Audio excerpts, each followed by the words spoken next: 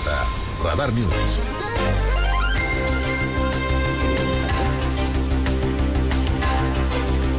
Bueno, muchísimas gracias. Son las 7 de la mañana con 49 minutos, 7:49. Gracias por seguir con nosotros aquí en Radar News en esta primera emisión. Un tema que tiene que ver con la energía, con el agua, con el medio ambiente, con la vida cotidiana y que obviamente nos obliga a muchos de nosotros a descubrir, literalmente a descubrir una serie de situaciones que obviamente también son importantes, son trascendentes para lo que tiene que ver con el desarrollo, el cuidado del medio ambiente y sobre todo, pues en esta misma posibilidad que podamos nosotros también conocer esto que en este esfuerzo durante muchos años, 20 años, ha trabajado mi querido Gonzalo Monroy y que en esta expectativa como experto además en esta materia, bueno, pues se ha distinguido justamente por abordar esta problemática que para muchos pues ni nos suena, que para otros ni nos las imaginamos y en muchos casos para gobiernos incluso que podrían implementar políticas públicas enfocadas, orientadas justamente a atender estas dos temáticas, el agua y la energía, el sol, bueno, hay diferentes formas.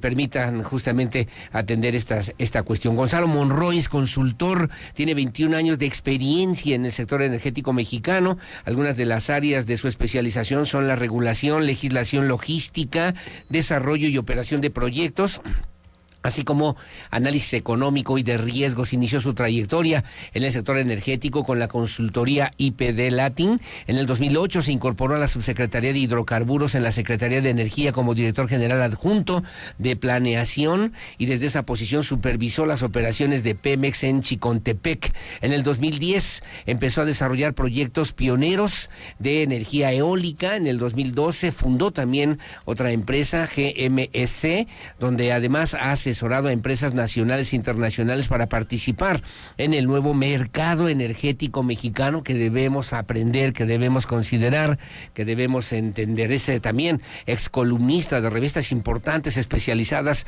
Expansión, es colaborador de los periódicos El Financiero, Reforma, en CNN, en The Economist, en Financial Times y Reuters Wall Street Journal, entre otros medios a nivel internacional. Así que le agradezco, te doy la bienvenida, mi querido Gonzalo, gracias por estar con nosotros y platicar con la audiencia de Radar News en esta primera emisión. Buenos días. No, al contrario, muchísimas gracias por esta invitación. Y que además estará el día de hoy, por cierto, para que usted también lo tome en cuenta, ofreciendo una conferencia importante de la que debemos y podremos aprender sin duda alguna muchas situaciones. Tengo aquí mis notas, mi querido Gonzalo, porque obviamente en el título de la situación energética en México hablas y refieres una problemática que está latente, que existe y que de repente pues no la percibimos como deberíamos entenderla, como deberíamos asimilarla y como deberíamos aprovecharla, mi querido Gonzalo. ¿Qué debemos hacer y cuál es el diagnóstico que tienes a propósito de esta situación energética en México? Claro que sí, mira, la primera quizá yo diría que no hay que pensar la energía como algo totalmente ajeno. Las bebemos y las sufrimos a veces todos los días. Lo vimos, por ejemplo, en Querétaro, cuando fue el desabasto de 2019, que afectó a más de 17 millones de personas.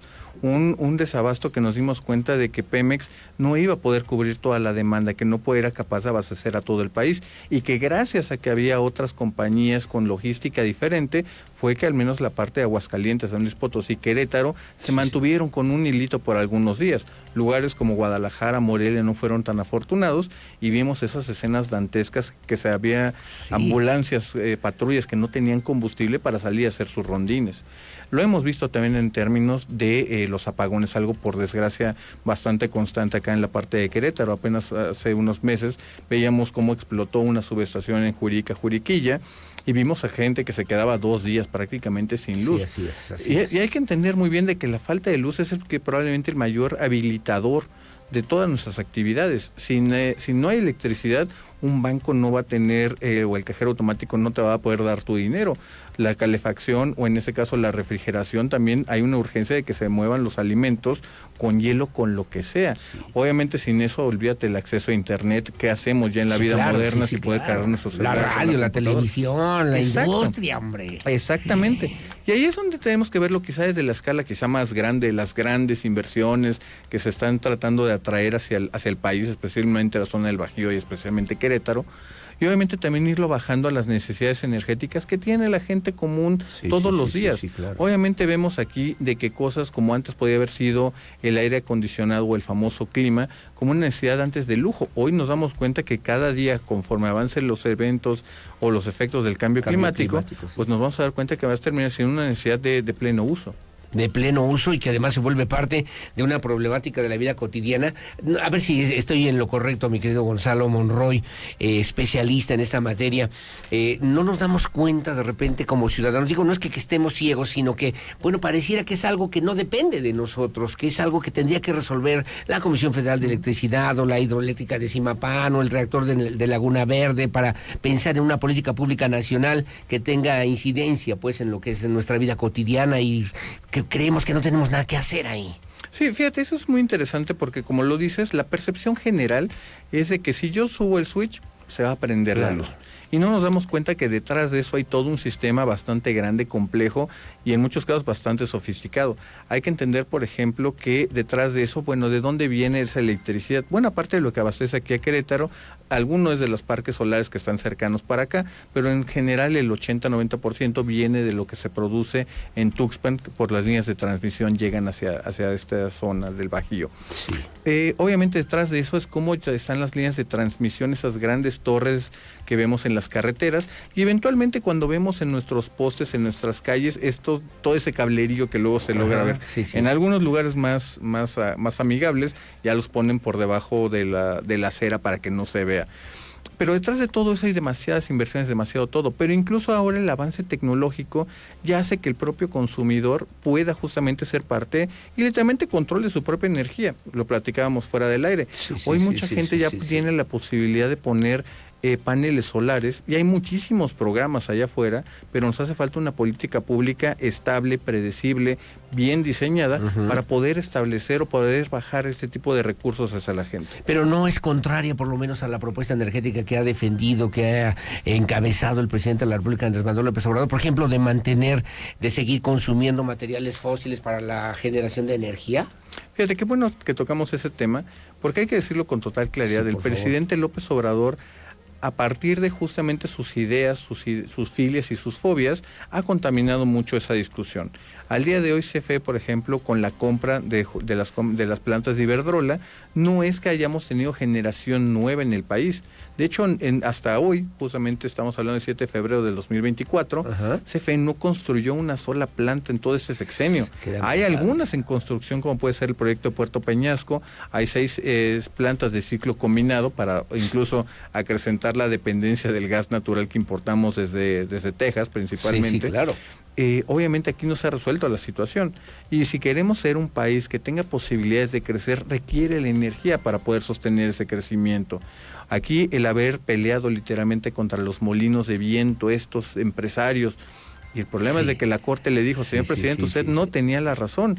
Y es la razón por la cual detrás de esos amparos hay justamente un beneficio para las empresas, pero también eventualmente para los consumidores. Aquí en el municipio de Huimilpan hay un parque eólico parado, literalmente, ¿no? Que se podría aprovechar. Hace rato, antes de la entrevista, me decía también mi querido Gonzalo Monroy, experto en esta materia, toda esta energía solar que podríamos aprovechar, el tema del agua, del que también tenemos que hablar, obviamente, en esta misma situación. Pero lo que me llama la atención a mí es el enfoque que puede tener el presidente, la presidenta, en caso de que así ocurra en los próximos años, y que no encuadre pues en esta propuesta de aprovechar de mejor manera la energía que podemos aprovechar en este país, mi querido Gonzalo. Y fíjate, creo que viene una parte muy interesante, y vamos a darle incluso mucha carnita a la gente.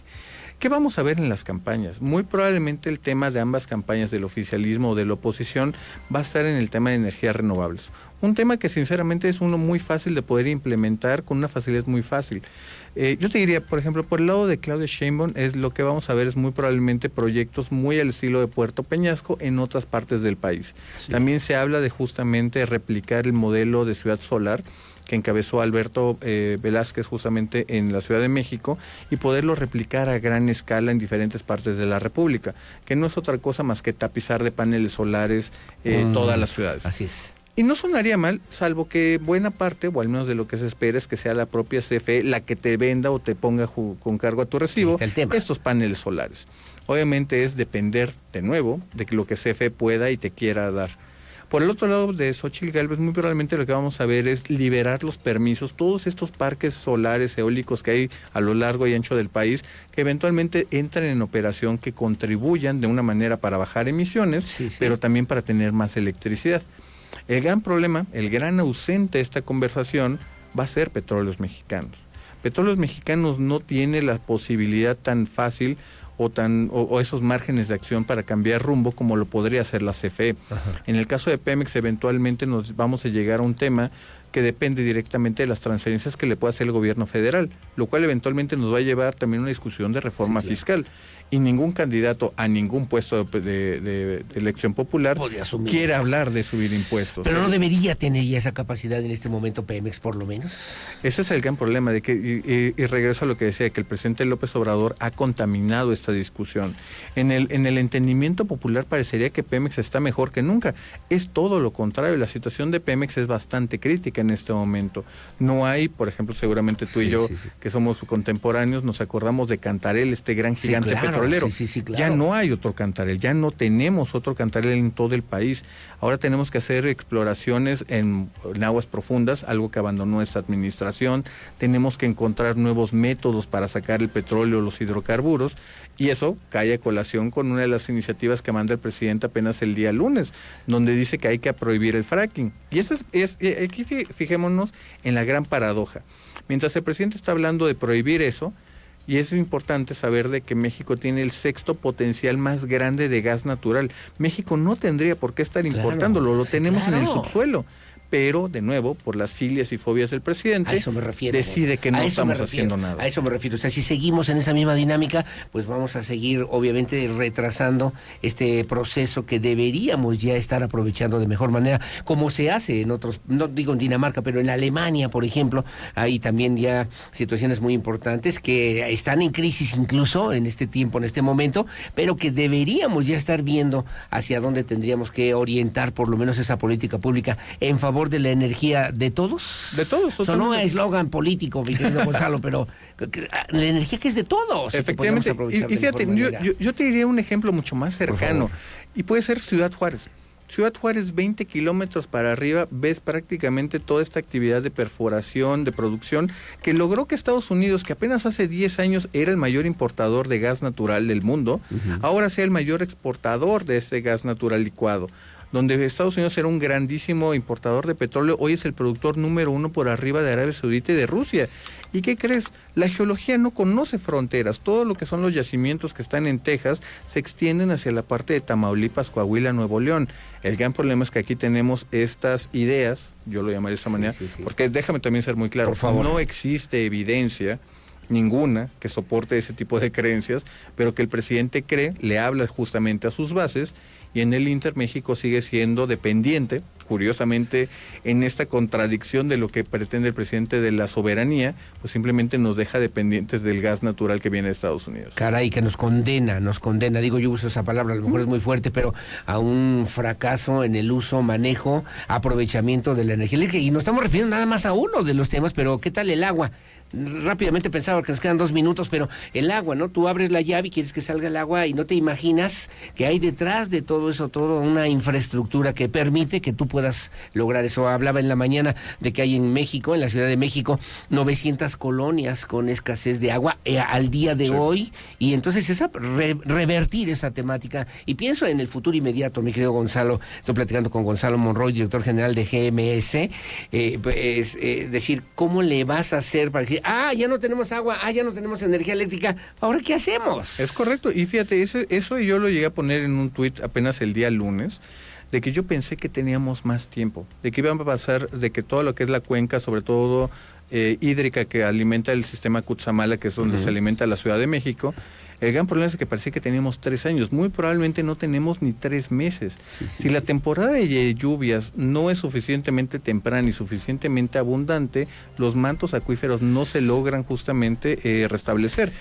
y con un uso indiscriminado bastante desperdicio que estamos generando nosotros consumidores, pues obviamente esto no tiene una solución viable. Las presas en Querétaro al 12% al día de hoy, según el reporte de la Secretaría de Desarrollo Agropecuario. Es correcto. Hay que preocuparnos. Hay que ocuparnos. E incluso con eso podríamos estar cerrando, mientras que el presidente y Manuel Bartlett hablan de relanzar las hidroeléctricas, como era en la época de los 70s, 80s, hoy nos damos cuenta que el cambio climático nos dice la ruta no va por ese lado.